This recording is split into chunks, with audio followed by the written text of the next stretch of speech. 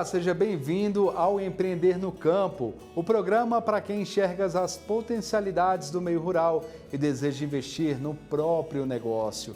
Quem participa do nosso programa hoje é o advogado e empresário Antônio Celso Branisso, que vai fazer uma análise sobre a Fazenda Babilônia de Pirenópolis, no interior de Goiás.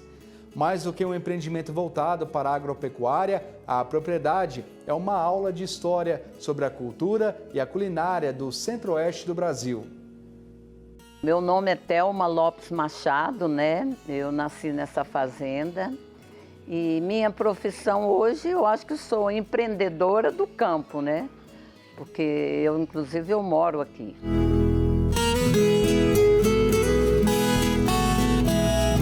Eu nasci aqui, né? Saí fora para estudar, mas sempre com essa coisa, com o pé na roça, né? E o meu sonho era voltar a morar aqui. Depois que eu me casei, eu voltei para a fazenda, né? E em 1997, eu resolvi abrir a fazenda para turismo, né? E eu não esperava, inclusive, que eu ia chegar até onde eu cheguei, porque hoje, graças a Deus, a Babilônia é bem reconhecida, o meu café colonial é bem reconhecido, que é o café sertanejo.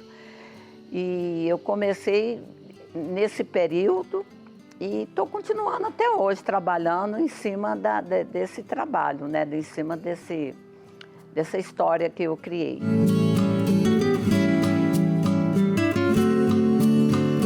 Com o desenvolvimento turístico em Pirenópolis, né, porque o turismo em Pirenópolis começou nos anos 80, anos 90, em Goiás praticamente, né?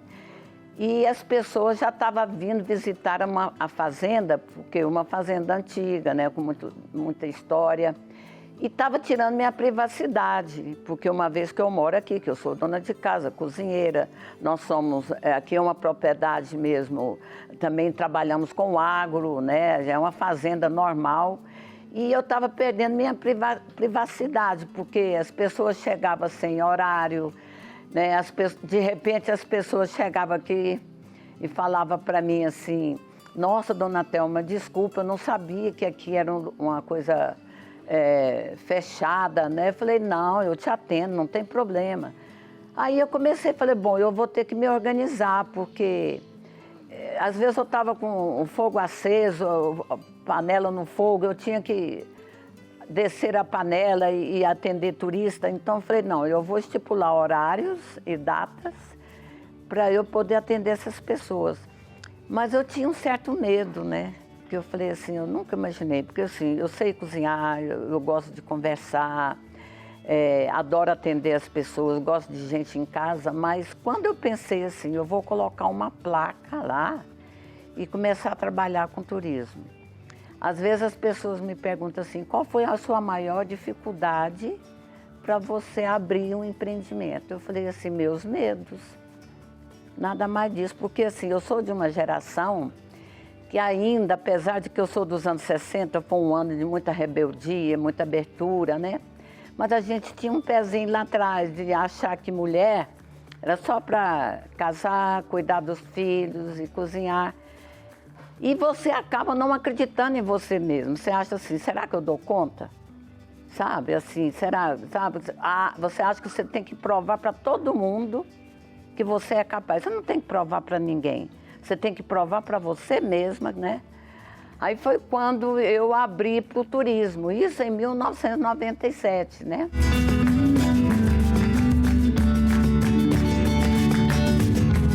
Comecei a criar o meu café sertanejo. Por quê? Porque eu recebi algumas escolas, porque eu faço um trabalho também pedagógico. Eu recebi as escolas e uma prima minha falou, Thelma, lá de Brasília, ela falou, Thelma, monta um café, eu vou levar meus alunos lá, eu queria que você montasse um lanche para os meninos, porque eles saem de lá muito cedo, eles vão chegar com fome. Eu falei, tá legal, mas você vai cobrar. Eu falei, não vou cobrar isso não, imagina, eu vou fazer. Ela falou, não, você vai ter que cobrar, senão eu não vou, né? Eu falei, não, tudo bem. Aí montei um café preocupada em agradar as crianças, com um perfil mais de cidade. Coloquei presunto, coloquei Só não coloquei batatinha frita nem Coca-Cola, eu não cheguei a colocar não, mas assim, rosquinhas mais assim, sofisticadas. E foi acontecendo isso no dia a dia, algumas escolas. Depois eu pensava assim, gente, como que uma pessoa de 200, uma fazenda, desculpa, com 200 anos, eu vou servir isso para eles, com presunto, frappé, sei lá, rosquinha húngara, pão sírio, não é isso. E eu falava, eu tenho que servir um alimento que condiz com a idade da casa, com a nossa história, porque comida faz parte da história. Você não tem como separar a comida da história. Foi quando eu comecei a buscar as nossas receitas tradicionais, né?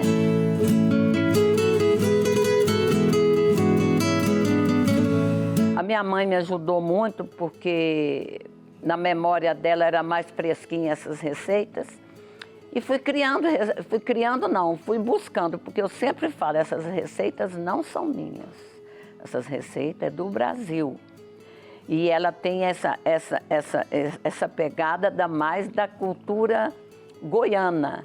Porque se você observar, porque o Brasil é muito grande, você tem acho que 6 biomas, então, e como você alimentava do seu próprio bioma, então cada região tem uma comida diferente. Então o meu café sertanejo, eu não posso comparar ele com o café colonial do Sul. Porque o Sul é muita influência italiana e alemã. Nós não tivemos. Nós tivemos aqui família de italianos que vieram para cá, isso no final do século XIX, né? Famílias de alemães, mas não ao ponto de influenciar na nossa cultura gastronômica e nem na nossa etnia, assim, na nossa mistura. Você pode ver que aqui tem uma influência maior indígena. Por que o goiano adora piqui? Por que o goiano adora pamonha, que a gente é tudo? Influência indígena. Então, o meu café, eu cheguei num ponto que era para mostrar isso, né? E deu certo, porque é um diferenciado.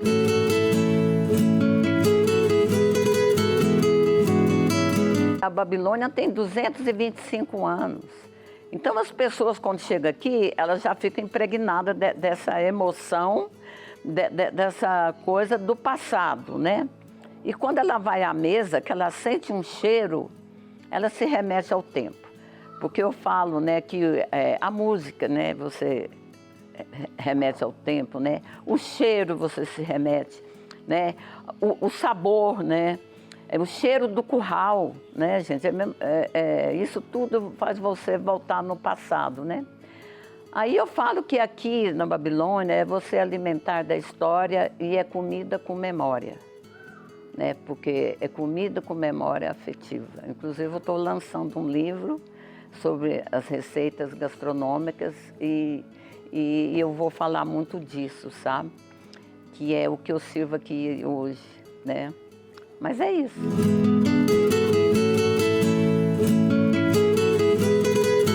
Aqui são 2 negócios, né? Tem um negócio do meu marido, que é o agro, e tem o meu, que ele falou para mim, se você vai abrir as portas, você tem que dar conta, porque é claro, né, montar uma loja para a esposa e ficar lá fazendo de bonito que não estiver ganhando dinheiro, né? Então hoje é bem separado aqui, eu tenho a minha parte turística, o meu marido, claro, ele me apoia muito, né? Mas ele não toma muitas decisões, ele fica na retaguarda ali assim, mas ele sempre cobrou, olha, negócio é negócio, não adianta você, porque se eu der bobeira, eu não estou ganhando dinheiro e estou tirando dinheiro do agro, sabe, entendeu? Não, então isso aqui é bem definido. Eu digo que o meu negócio aqui é uns 30% só.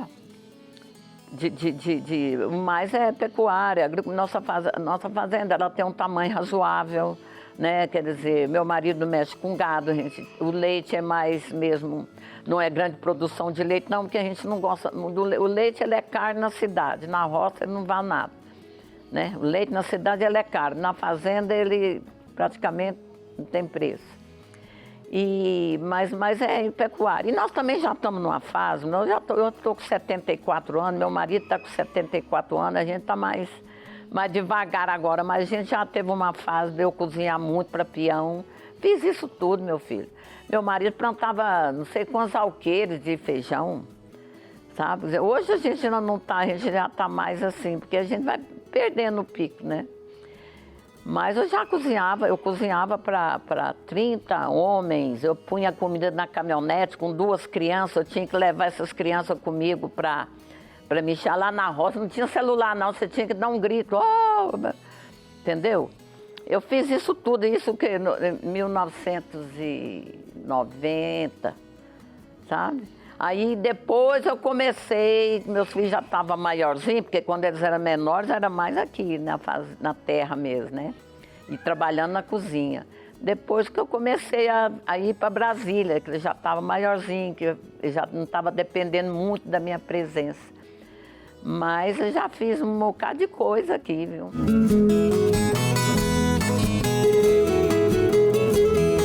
Então, aqui a gente cria gado, a gente planta, e a Thelma tem o turismo dela aí, né? Tem a parte que é de turismo, que hoje ela recebe gente aí, mas isso é ela que cuida, né? Mas não é a principal fonte de renda da fazenda, não é esse turismo, não. A principal renda nossa aqui é gado e lavoura.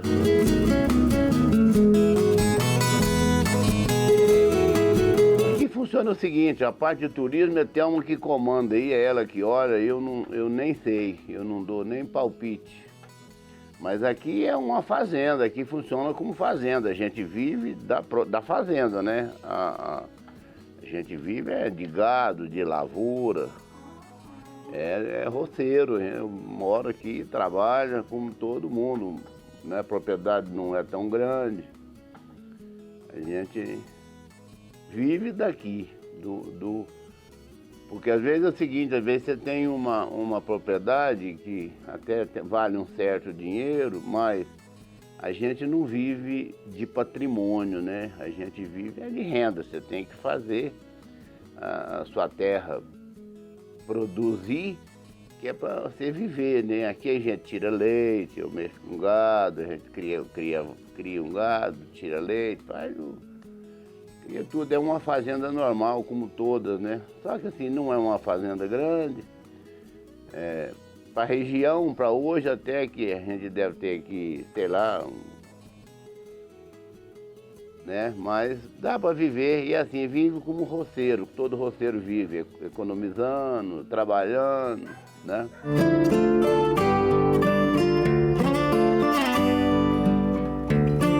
Então, a manutenção é a gente que dá. Aqui é a sede, ela é tombada pelo patrimônio histórico. Só que quem cuida da fazenda é a gente, ela é uma propriedade, ela é nossa, então quem cuida é a gente, tem que cuidar daqui. Às vezes eles vêm ali, tem uma capela aí, eles deram uma reforma, às vezes até vêm dar uma ajuda aí. Mas na realidade é a gente que cuida.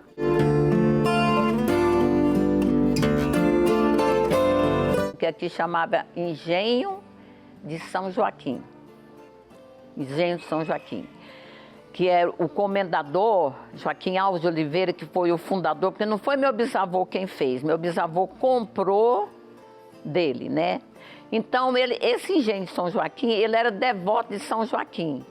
Então, era o nome dele, né? Então, ele colocou Engenho de São Joaquim, mas eu creio que a mudança para a Babilônia aconteceu mais ou menos no século XIX, com a vinda dos viajantes europeus, né? Porque você sabe que quando Dom João VI veio para o Brasil, ele acabou em 1808, ele chamou os cientistas, os naturalistas, para vir estudar a fauna e a flora no Brasil, né?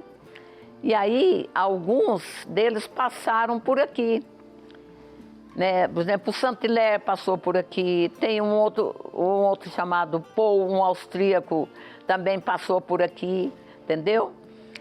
E eu creio que foi na interpretação deles que chamaram isso aqui de uma Babilônia. Mas por quê?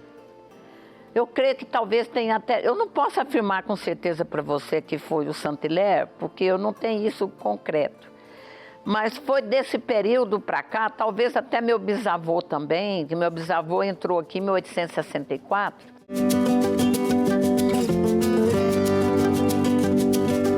Nem todo mundo tem uma aptidão para comércio, né? Por exemplo, você entra numa loja... Tem hora que você fala, não vou voltar lá mais, porque assim, a pessoa não é comunicativa, porque isso te influencia muito. Você tem que ser comunicativa, você tem que gostar de falar, sabe? Você tem que estar com um sorriso constante, e isso tem que ser espontâneo. E eu gosto, sabe? Assim, todo mundo para mim, eu tenho uma coisa, todo mundo para mim é bom, sabe? Eu tenho uma coisa assim, eu tenho uma facilidade enorme de quebrar o gelo, sabe? E eu sou muito aberta, eu sou espontânea. Eu acho que isso ajuda, sabe? E outra coisa, você tem que ser ousada. Você tem que ousar, você tem que criar, você tem que ser intuitiva, sabe? Você tem que ouvir a sua cabeça, assim, as suas ideias. Então, isso tudo contribui para você desenvolver, para você crescer em um negócio, né? Uma das coisas que eu falo é a autenticidade, você mostrar isso para as pessoas, que você é verdadeira, sabe? Que você é honesta, sabe? Então eu acho que isso, lógico que te ajuda, entendeu?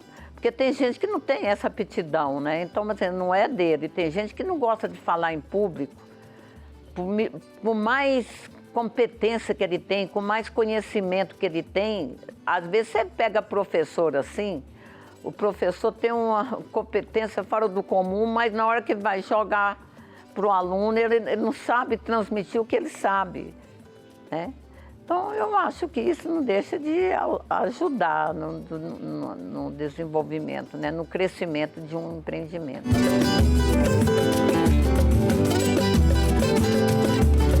Eu já estava no mercado, mas assim, com a cara e a coragem, sabe? Eu nem fazia minha contabilidade, eu nem sabia se eu estava ganhando dinheiro ou não estava. Eu só sei que estava sobrando um pouquinho, né? Mas depois, com os anos, eu fui me organizando. Hoje eu sei, hoje eu tenho uma planilha de todo mês, sabe? Eu já contratei, inclusive, pessoas para vir fazer consultoria com minha funcionária em questão de administração, de contabilidade, porque eu preciso aprender, minha funcionária precisa aprender, já paguei. Vai vir, o Sebrae vem, é bom que eles pagam mais de 70%, 80% eles pagam. Como que eu não vou pegar uma coisa dessa?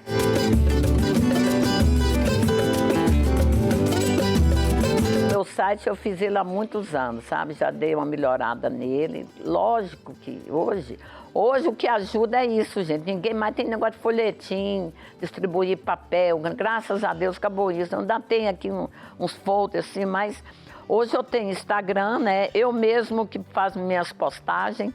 De vez em quando sai algumas coisas erradas lá. A minha filha fala, mãe, porque assim, gente, eu tenho 74 anos, eu não estou nem aí para isso, sabe por quê? Eu paguei alguém para fazer minhas postagens, mas a alma não vai. Fica trem lindo, sabe? Você sabe os efeitos especiais? Aquele negócio chove umas coisinhas. A coisa é uma maravilha, né? Mas cadê a essência? Uma vez um cara falou para mim assim, Dona Thelma, do Rio de Janeiro. Ele falou, Dona Thelma, porque eu posto pouco também. Dona Thelma, eu fico meses esperando postagem da senhora. Mas por quê, gente? Eu estou na roça, uma galinha canta lá no quintal, que botou ovo, né? Cococó, botei ovo. Vai eu, né? Eu vou lá com o meu celular, filmo, mostro a galinha. Outro dia tinha uma galinha lá, que ela estava muito emburrada lá, tudo. Fui, olha lá, estava com 12 pintinhos que ela chocou no mato. Sabe essas coisas tão simples e que tem um valor tão grande? Sabe, um dia eu estou tomando café, tem um sabiá que entra lá e rouba um biscoito de queijo meu, eu filmo. Então, é essas coisas que eu posto. A gente cria, aqui é muito rústica a nossa criação, né? Não tem... Cria suas vacas no pasto mesmo, como toda a vida foi criado. Não tem um cuidado especial, não. Às vezes a gente trata, né, o animal na época da seca, que aí o capim diminui, às vezes você dá um trato. Mas nada de especial, não.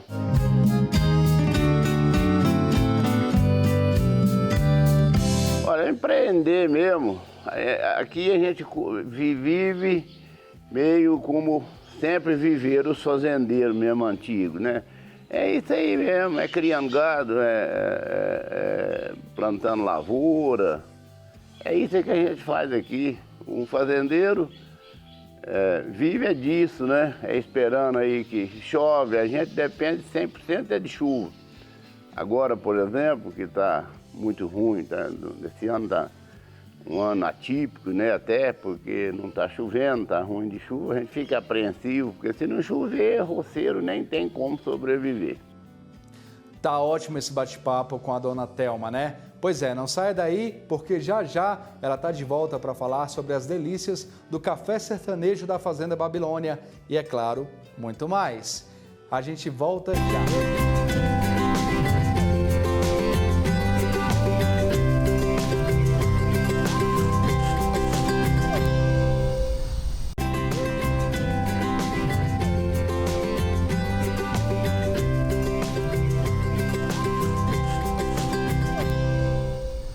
Estamos de volta com o programa Empreender no Campo, hoje conhecendo a Fazenda Babilônia, localizada em Pirenópolis, no interior de Goiás. Além de desenvolver a pecuária, o local oferece um delicioso café sertanejo e também é objeto de estudos históricos. A Babilônia é tombada pelo Patrimônio Histórico Nacional desde 1965. Ela foi tombada, vocês não eram nem nascidos, em 1965. Tá? Então, eu tenho direitos, eu tenho deveres e tenho direitos. Mas, por exemplo, eu não tenho garagem. Meus carros ficam aqui dentro, entendeu? E todo final de semana, durante a manhã, de manhã a gente tira os carros e fica lá fora. Aí teve alguém que fez uma crítica, porque eles chegaram, eu acho que eu não estava aqui, tinha uma caminhonete dentro. O cara fez uma crítica, ele falou muito bem do café, falou muito bem, mas que tinha uma caminhonete dentro. Aí eu respondi para ele, falei, meu filho do céu, é verdade, é horrível isso. Foi um lapso, a gente deve ter esquecido, não sei, acho que eu não estava lá, ninguém tirou esse carro. Mas eu falei para ele, você não sabe o que é morar numa fazenda tombada pelo Patrimônio Histórico Nacional. Eu não posso fazer garagem em qualquer lugar aqui. O tombamento da Fazenda Babilônia, ela é tombado tanto o lado interno como o lado externo. O tombamento das cidades históricas é o tombamento só de fachada. Pirenópolis, se você entrar numa casa antiga, está toda mudada. Você entra lá, tem alguns restaurantes lá, por exemplo. Não estou criticando, não estou falando que está errado, não é isso. Eu estou falando que a Babilônia é diferente. Eu não posso interferir na área externa da fazenda. Eu posso, assim, se eu quiser fazer alguma coisa, eu nem quero, meu filho, porque eu tenho esse olhar de preservação. Se a Babilônia está preservada, a UIFAM pegou o bonde andando. Não estou falando mal, mas assim, meu pai preservou, minha mãe preservou. Então, a gente tem essa coisa, graças a Deus, meus filhos vão preservar, meus netos. Mas por quê? Porque a gente tem essa consciência que foi sendo formada com o tempo.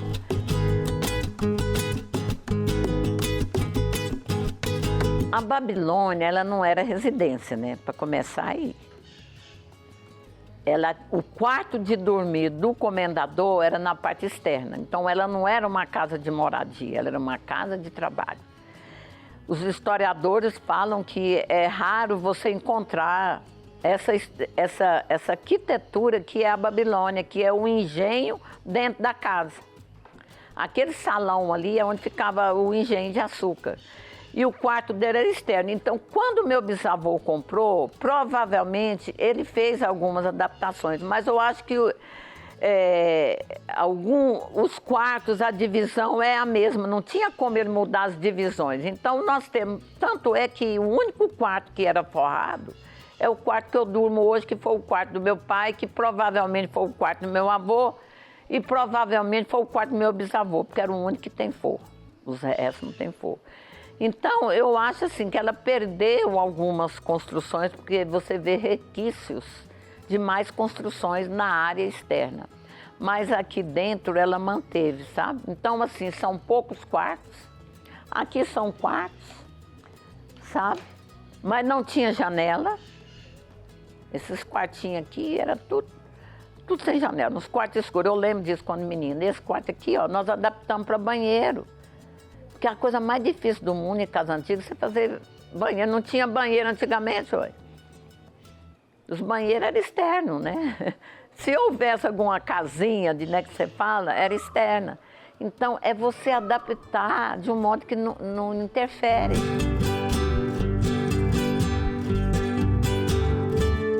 Que já foi cenário, se não me engano, deixa eu ver, de 2 novelas. Foi a novela Renascer, que foi uma grande novela, né? A novela Renascer, eu não lembro mais, foi final dos anos 98, 99, se não me engano, não sei.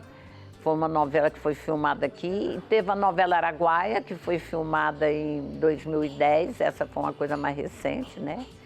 E filmes de longa-metragem também já fizeram uns 2 ou 3 aqui. Aqui foi feito Santa Dica, um filme do Carlos Del Pino, que é um argentino, acho que ele mora em Brasília, Carlos Del Pino. Teve O Tronco, baseado no conto de Bernardo Herres, foi um filme maravilhoso, foi do João Batista de Andrade. Esse ele é bem conhecido, né? Acho que, não me engano, ele já foi secretário de Cultura em São Paulo.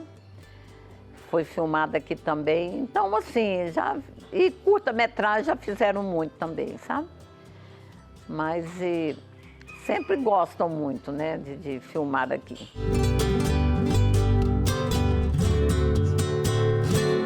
Eu comecei a ler um pouco sobre a gastronomia, né, claro, porque eu tinha muita coisa que a gente come até hoje, que minha mãe comia, que minha avó comia, minha mãe me ajudou muito, mas eu não entendia o que era da influência africana, porque eram as 3 influências nossas.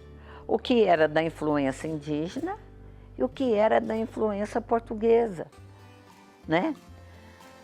Aí eu comecei a ler algumas coisas. Eu li o Câmara Cascudo, né, antropólogo, né, a história da alimentação, e me deu uma bagagem muito boa para eu poder dizer para vocês aqui, isso aqui veio dos escravos. Isso aqui nós herdamos dos índios, entendeu? Então, no meu café, eu gosto muito de chegar lá na mesa e passar essa informação para as pessoas. Você está comendo isso aqui e tal. Pão de queijo, por exemplo. Por que surgiu o pão de queijo? Por que chamaram aquilo de pão de queijo? Pão de queijo, gente, de repente, era uma portuguesa querendo fazer pão. Vamos fazer pão? Vamos. Mas nós, do interior, nós não temos farinha de trigo. A farinha de trigo não chegava aqui. Por quê? Porque farinha de trigo vinha de Portugal. Quando eu era menina, minha avó falava para mim assim, minha filha, vai lá na venda comprar farinha do reino. Farinha do reino é farinha de trigo. Não tem pimenta do reino? Porque também era Portugal que trazia, eles que traziam essas especiarias, né? Então, quem estava no litoral, comia pão francês, comia quindim, comia o pão de ló, comia essas coisas tudo. E no interior, não. Então, o pão de queijo, ele surgiu no interior do Brasil. Ele não pode ser dito que é só de Minas. Então, até eu falo isso, mas assim, pode também ter sido no interior de São Paulo. Pode ter sido, porque era um lugar, que eu não sei qual região, porque você não pode restringir uma cultura em divisões geográficas. Ah, não, isso aqui surgiu... Não, pode ter sido no interior de São Paulo, pode ter sido no interior de Minas, pode ter sido no interior de Goiás. Eu creio que foi mais para lá, porque a nossa colonização foi muito depois, não foi nem de Goiás. Então, vamos fazer pão? Vamos. Aí o que tinha? Tinha um polvilho, criaram e chamaram aquilo de pão, entendeu? Por exemplo, o pão de ló. Pão de ló é um bolo mais antigo que tem, que é português. Nós temos uma receita aqui chamada brevidade. A brevidade é o nosso pão de ló. Pão de ló é feito de quê? Farinha de trigo, ovos e açúcar. brevidade, polvilho, ovos e açúcar. Mudaram o nome.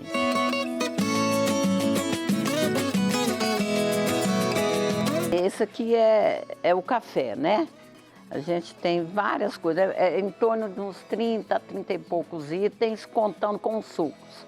Os sucos é fruta do quintal também, né? A gente que faz. Nós preparamos nossas polpas aqui. Pode me dar aqui.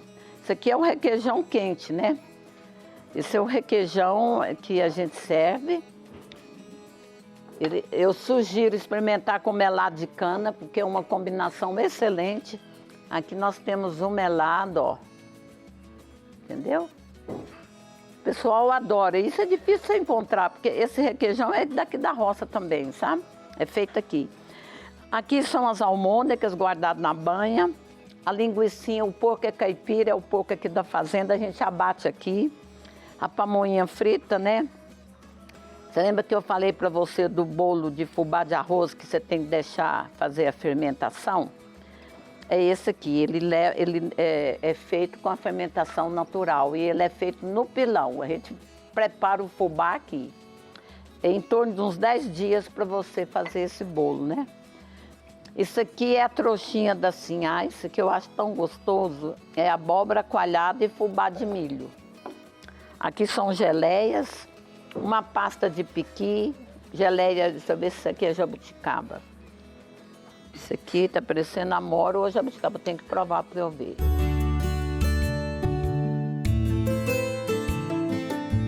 Esse aqui, gente, eu adoro. Isso aqui é matula. Para quem não sabe o que significa matula, o mineiro sabe, né? Matula é a marmita que você leva nas viagens. Então, existem várias matulas. O feijão tropeiro era uma matula, levado pelos tropeiros, por isso o nome, né? E aqui é a galinha caipira com farinha de milho, ovos e toicinho. Só que você fazia um matulão para a família, e eu faço ele individual. E é interessante que as embalagens do século XVIII e século XIX, as embalagens eram palha, folha da bananeira, porque não tinha. Então você pode ver que eu tenho muita coisa na folha da bananeira, né? Então aqui, essa aqui era dos tropeiros. Tem a paçoca de pilão também, que é uma matula. E é legal você entender que tinha as matulas que você tinha que comer primeiro, porque você gastava um tempo enorme para ir e vir, né? Até o Rio de Janeiro, por exemplo, seria em torno de 6 meses. Então tinha as matulas que era mais perecível, você tinha que comer primeiro. A paçoca de pilão, você fica 2, 3 meses com ela, você pode ficar até mais, quando ela é bem feita, ela não perde, né?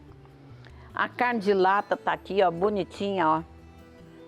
Tá bom? Essa aqui é a brevidade que eu falei, que as pessoas chamavam de pão de ló, aqui em Goiás. Minas tem muita brevidade.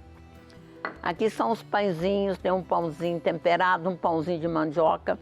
Mané pelado, que é um bolo de mandioca delicioso.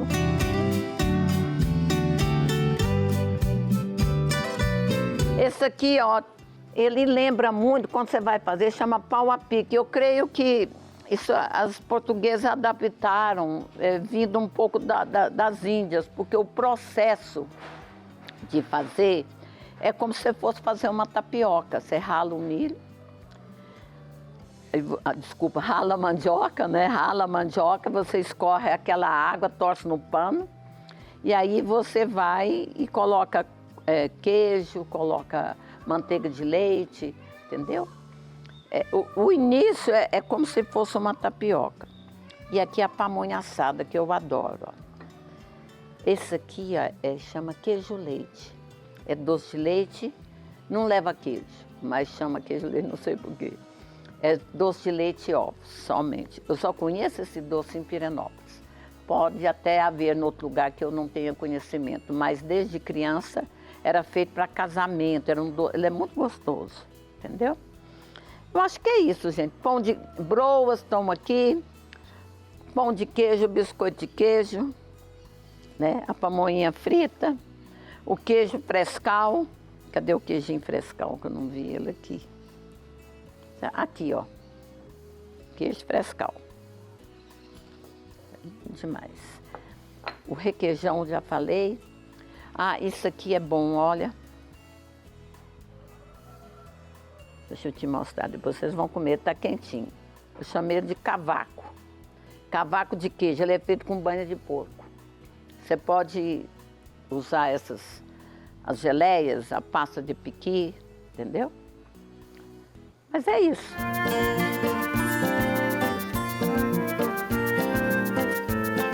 Sabe, já veio algumas vezes, a igreja nossa foi restaurada, não posso reclamar, foi em 2008. 2008 veio uma verba através do IFAM, né? Porque esse dinheiro não vem para nossas mãos, graças a Deus não vem, porque é um problema sério isso. Através do IFAM, né? Ele é tombado, então uma responsabilidade tudo deles. Aí ele vem e foi restaurada a igreja, né? A igreja está bonitinha, graças a Deus. Resgataram algumas pinturas que a gente não sabia, se fizeram um resgate. Descobriram umas pinturas lá, que foi pintada depois, acho que não sei se foi na época do meu bisavô. Porque tem isso, sabe, gente? Na Igreja da Matriz também aconteceu, eles encontraram um barrado bem mais antigo. Só que hoje queimou tudo, acabou, né? Na Igreja da Matriz não tem mais nada. Infelizmente é uma tristeza, né? Até emociono da Igreja da Matriz. Eu casei lá, fui batizada lá, né? É a igreja mais antiga de Goiás.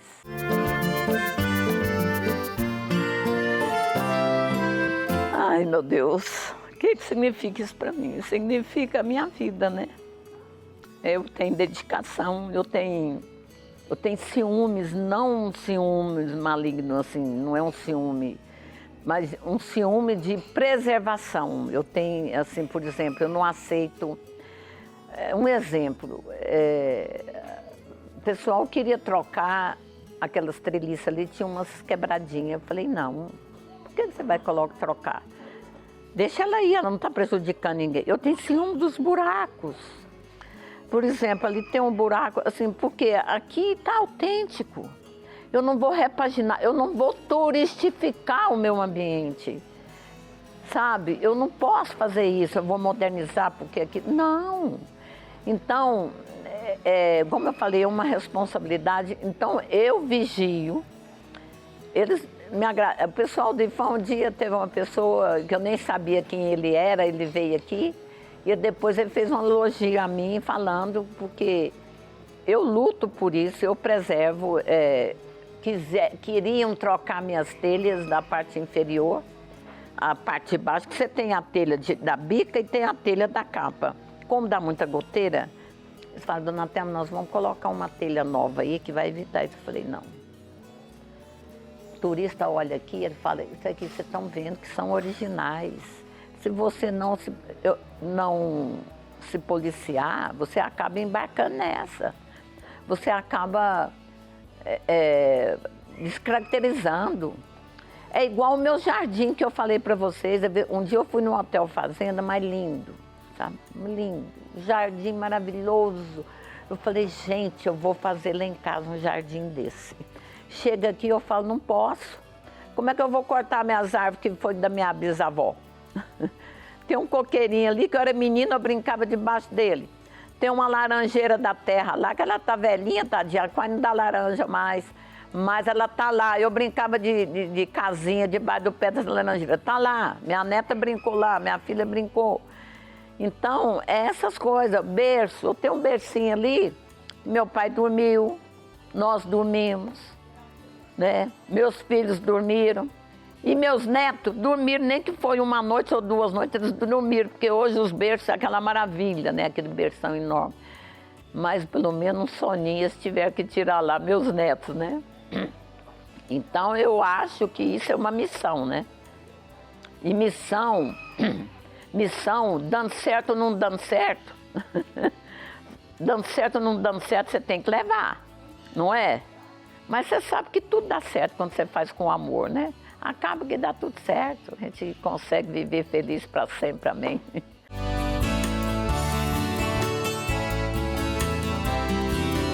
Como a gente viu, a Fazenda Babilônia é um excelente local para conhecer um pouco da história do Centro-Oeste brasileiro e, é claro, experimentar um belo café sertanejo.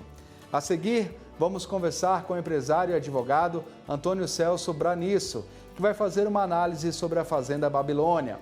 O programa Empreender no Campo volta já!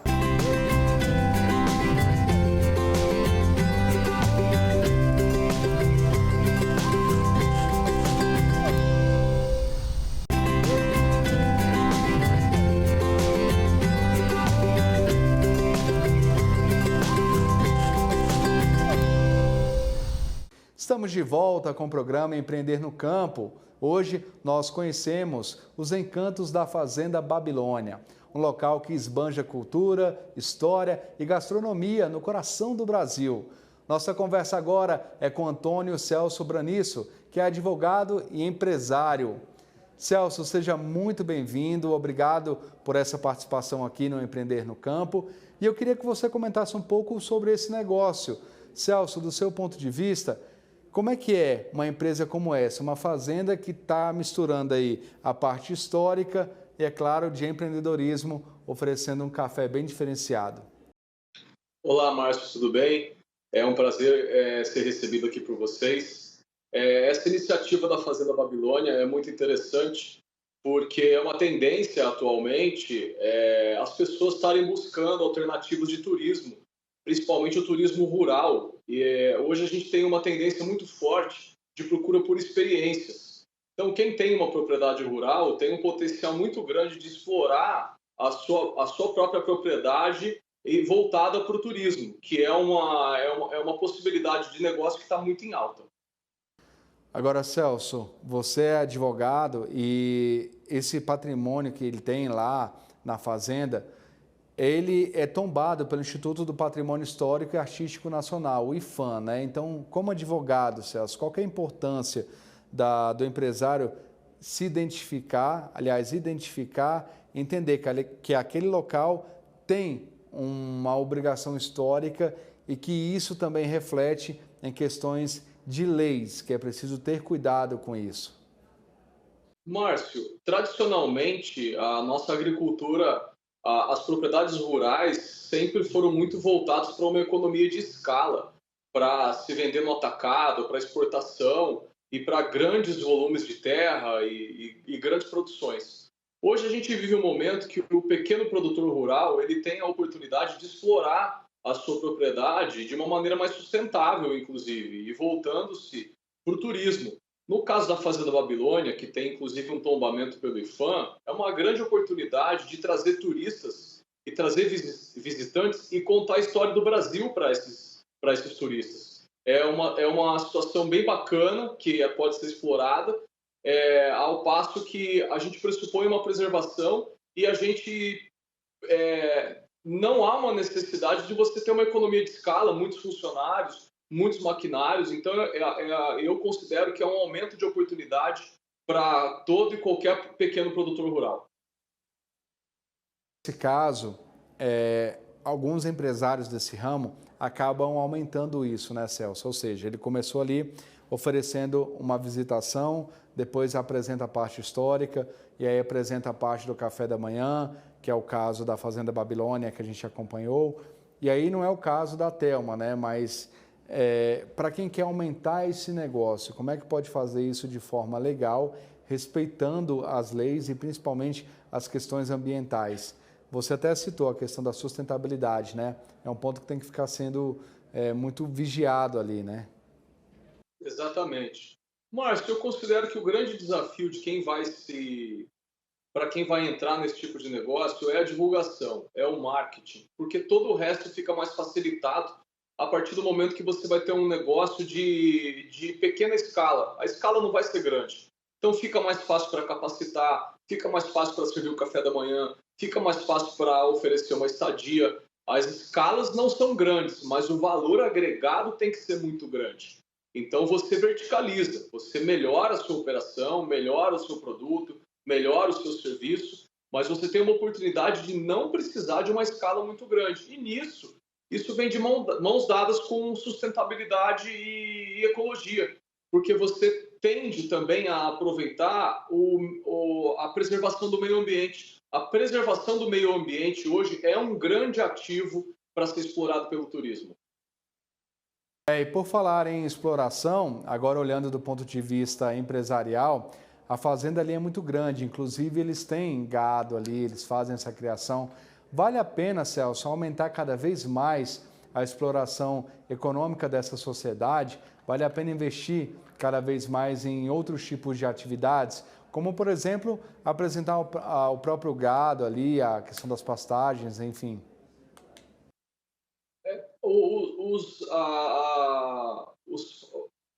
Os proprietários rurais que já exploram esse tipo de negócio, geralmente eles já têm um canal produtivo bem definido.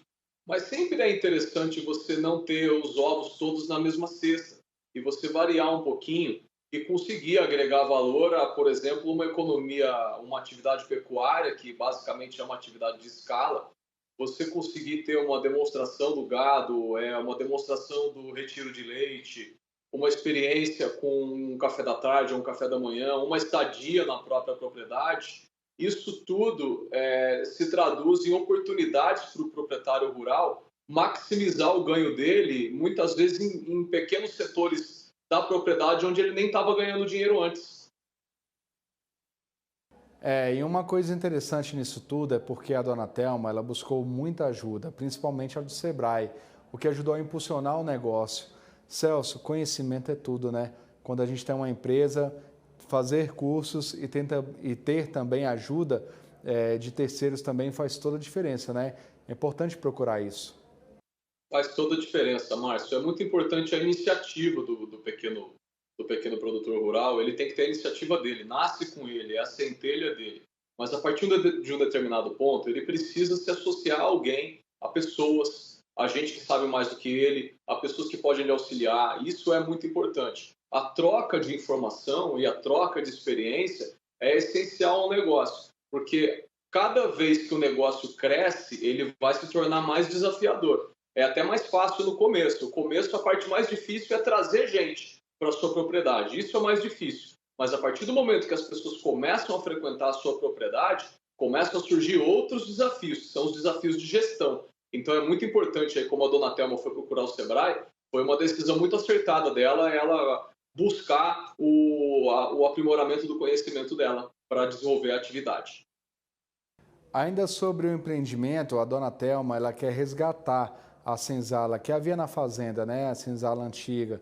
Você acha, Celso, que essa questão que é tão delicada, né, que trata da história nesse sentido, da escravidão, de como eram tratados os negros naquela época, enfim, vale a pena mexer nesse vespeiro no sentido de trazer isso de forma a explorar economicamente? Vale a pena mexer nessa questão? Ou seria melhor preservar ali mesmo em relação à história e deixar quietinho? Eu acho que uma grande oportunidade que a dona Thelma tem a explorar esse setor da propriedade dela, a senzala, é explorar isso com consciência, para demonstração de como que nós devemos evoluir como humanidade, como seres humanos. Eu acho que isso é importante, até quando a gente menciona os judeus, o Holocausto, aqueles campos de concentração que existiram na Alemanha, por exemplo, eles estão preservados até hoje e são explorados turisticamente no sentido de nos gerar uma consciência humana e para a gente não repetir os erros que a gente cometeu no passado. Então, eu encaro como uma oportunidade e ela tem como explorar esse pedacinho da propriedade dela de uma maneira bem consciente. E aí voltando para o ponto do atendimento, ela prioriza muito pela questão da humanidade na hora de atender os clientes, os visitantes, né? E hoje em dia esse é um tratamento que é fundamental para qualquer negócio, né, Celso? É entender a necessidade do cliente, não só do que ele quer ver, mas também em relação àquilo que pode ser melhor para ele como experiência e também como tratamento dentro da empresa, né? De fato, Márcio, você tocou num ponto muito importante. Eu particularmente considero que numa empresa tudo se resume ao ser humano. É tudo sobre relações humanas. O que a gente faz, se a gente entrega queijo, se a gente entrega leite, se a gente entrega bolo de fubá ou se a gente entrega qualquer outro tipo de produto ou serviço, isso é um acessório. As pessoas, elas estão aqui nesse mundo pelo relacionamento, pela interação com outros seres humanos. Então, a partir do momento que você consegue desenvolver um negócio, uma atividade e que essa interação humana está bem sedimentada, eu acho que é puro sucesso, não tem barreiras para o crescimento. E por falar em barreiras, será que a gente pode pontuar algumas dificuldades em relação a esse tipo de negócio? O que o empreendedor tem que ficar atento em relação a essa questão desse trabalho como um todo, para não ter nenhum problema nem jurídico, né, em relação às questões históricas e ambientais, e também não acabar falindo a empresa? Olha, como eu disse agora há pouco, Márcio, há uma atenuante para um pequeno negócio rural como esse, que são as operações simplificadas, principalmente no começo, né? As operações, as atividades tendem a crescer e as complicações também aumentam. Eu acho que um ponto muito desafiador aí para o empresário é justamente a contratação de pessoas. Na zona rural, é mais difícil você achar gente e gente disposta a ir até a zona rural para trabalhar na propriedade. Então, eu consideraria o grande desafio é mão de obra. Isso porque, comparando com a zona urbana, quando você faz uma oferta de emprego, um posto de trabalho na zona urbana, a procura por esse posto de trabalho é muito maior. Já na zona rural, nem tanto, né? Você encontra mais dificuldade para encontrar gente para trabalhar junto com você. Celso, uma coisa interessante é que a dona Thelma falou muito sobre a questão das redes sociais. Ela quer trabalhar as redes sociais, mas de forma humanizada. A cabeça dela está certa? Você acha que se a gente humanizar mais as redes sociais, pode atrair mais seguidores, consequentemente, mais pessoas que queiram conhecer o espaço? Eu acho, Márcio, que quando ela fala sobre humanizar a rede social, talvez ela queira dizer uma abordagem menos comercial e mais de contar uma história, fazendo referência a contar a história da propriedade dela e gerar um engajamento, como se diz no marketing, um engajamento natural, um engajamento orgânico, e não uma escala comercial de publicidade ou de impulsionamento de patrocínio. Então, acredito que ela esteja buscando justamente esse crescimento orgânico no marketing de redes sociais, porque é justamente quando você conta uma história, quando você divide uma experiência e as pessoas vão te buscar justamente em função dessa experiência legítima, que é exatamente a humanização que ela está falando. Então tem que ter bastante atenção com relação a esse ponto, mas não deixar de explorar as redes sociais, né? Afinal de contas, hoje em dia, são elas que trazem todo o caminho para as empresas, né? É a principal mídia, Márcio, isso é sem dúvida, não dá para ficar de fora. Se ficar de fora, a pessoa vai ter uma dificuldade muito grande para aparecer, para ela ser vista. Então, vamos combinar que estar na rede social é mandatório. Temos que estar, aí vai competir a gente escolher como que a gente vai estar lá, de uma maneira mais predatória ou de uma maneira mais humanizada, aí, como preconiza aí a senhora Thelma. Celso, muito obrigado pela sua participação no Empreender no Campo. Eu tenho certeza que a gente conseguiu trazer ideias que vão ajudar muitos empresários a se desenvolverem nessa área. E as dicas que você passou para a gente realmente vão fazer toda a diferença. Obrigado, viu? Tudo de bom para você. Eu que agradeço pelo convite, Márcio. Uma boa semana aí para vocês e eu estou à disposição para voltar aqui a ter um bate-papo com vocês. Obrigado, a gente também está à disposição. O Empreender no Campo fica por aqui. Se você perdeu algum ponto do nosso programa, é só procurar a gente no YouTube. Canal Empreender, coloca lá na busca. Canal Empreender, assistir já é um bom negócio. A gente se encontra, tchau.